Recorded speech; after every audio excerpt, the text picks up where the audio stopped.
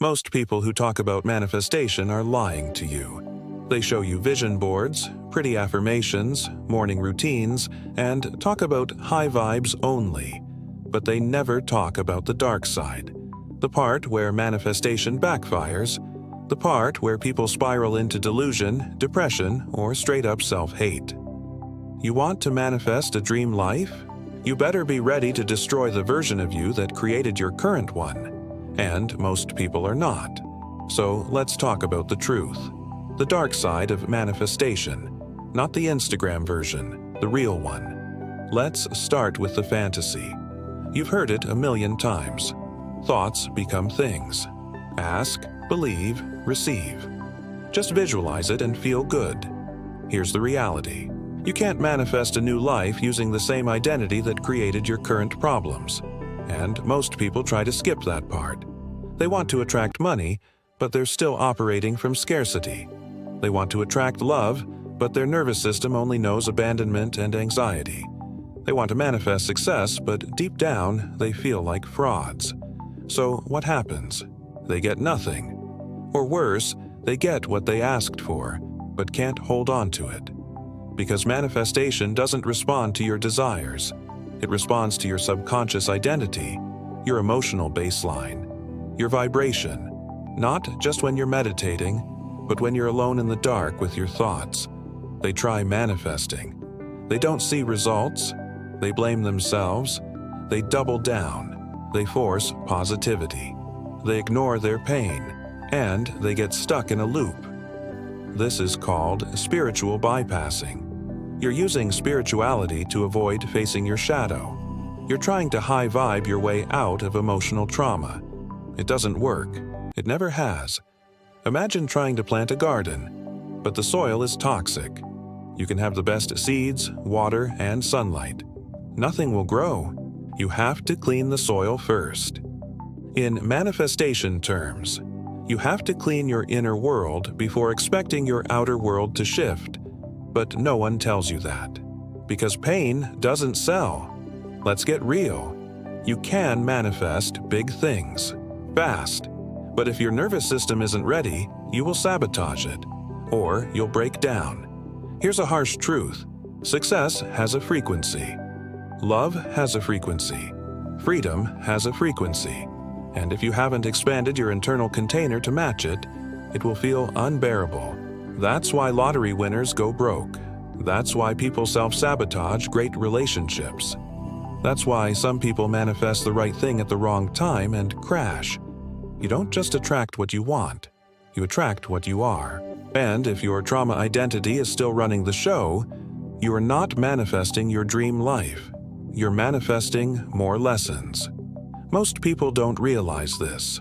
Their shadow self is manifesting more than their conscious mind ever will. Your shadow is the part of you that holds your repressed anger, shame, insecurity, guilt, fear.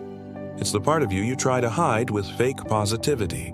It's the part of you that believes, deep down, you're unworthy of love, power, peace, or abundance. And the universe listens to that version of you too, because energy doesn't lie. Words do.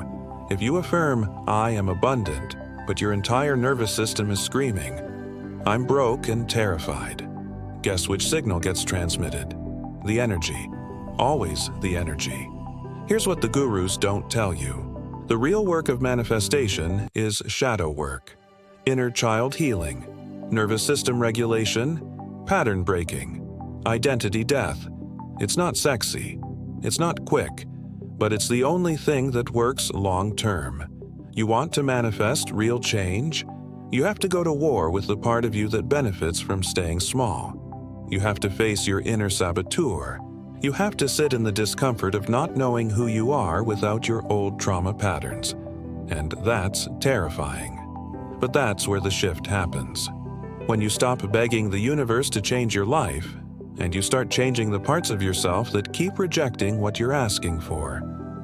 Here's another dark truth. Some people get addicted to the process of manifesting, not the results. They journal endlessly, script, visualize, cleanse, repeat.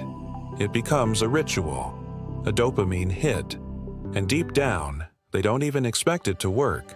They're chasing the high of hope, not the discipline of transformation. That's spiritual escapism. You're not building a new life. You're building a fantasy you can hide in. Manifestation becomes another drug, another identity, another distraction from doing the deeper work. You want the real formula? Here it is.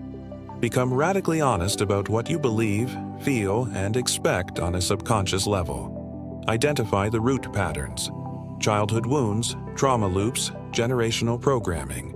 Neutralize the emotional charge through breathwork, somatic work, or real inner healing. Rewire the nervous system to feel safe. Holding higher energy states, love, money, power, take aligned action from your new frequency, not the old identity. This isn't sexy, but it's the truth. And it works.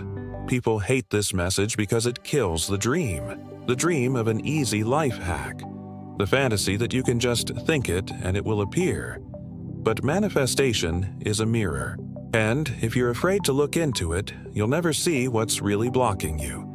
The hard truth is, most people don't want to heal. They want to feel better. They want the symptoms gone, not the sickness cured. But if you're hearing this, you're probably not like most people. You're ready to go deeper. You're ready to stop chasing outcomes and start shifting from the inside. This is your wake-up call. Stop blaming the universe. Stop thinking you're broken because it's not working. And stop outsourcing your power to techniques and gurus. The real work is inside you. It always has been. Manifestation is real. But it's not magic. It's responsibility. It's alignment. It's emotional mastery. And if you're ready to face the dark side, you'll find that everything you were chasing was trying to find you too.